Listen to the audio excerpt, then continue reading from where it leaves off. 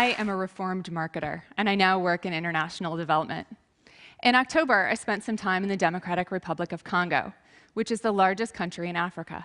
In fact, it's as large as Western Europe, but it only has 300 miles of paved roads.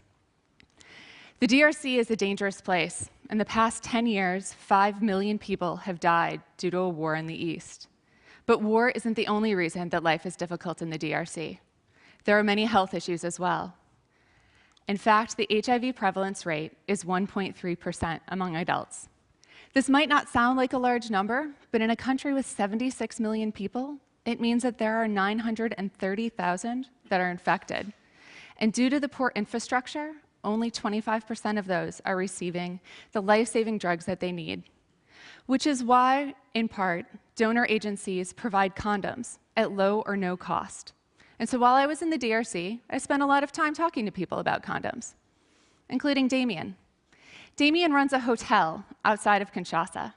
It's a hotel that's only open until midnight, so it's not a place that you stay, but it is a place where sex workers and their clients come.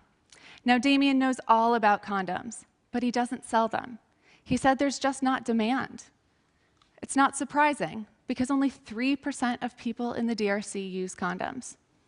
Joseph and Christine, who run a pharmacy where they sell a number of these condoms, said despite the fact that donor agencies provide them at low or no cost, and they have marketing campaigns that go along with them, their customers don't buy the branded versions.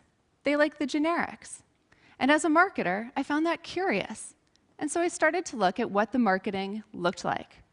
And it turns out that there are 3 main messages used by the donor agencies for these condoms: fear, financing, and fidelity. They name the condoms things like Vive, to live, or trust. They package it with the red ribbon that reminds us of HIV, put it in boxes that remind you who paid for them, show pictures of your wife or husband and tell you to protect them or to act prudently. Now, these are not the kinds of things that someone is thinking about just before they go get a condom.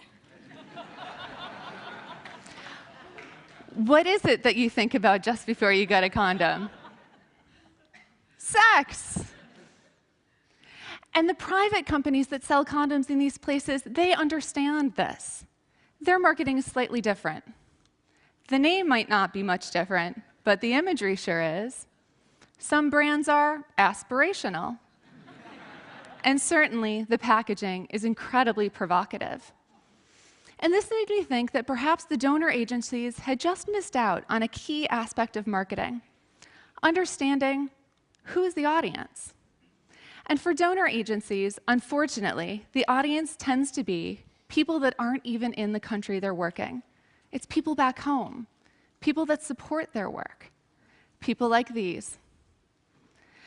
But if what we're really trying to do is stop the spread of HIV, we need to think about the customer, the people whose behavior needs to change, the couples, the young women, the young men, whose lives depend on it. And so the lesson is this: it doesn't really matter what you're selling. You just have to think about who is your customer and what are the messages that are going to get them to change their behavior. It might just save their lives. Thank you.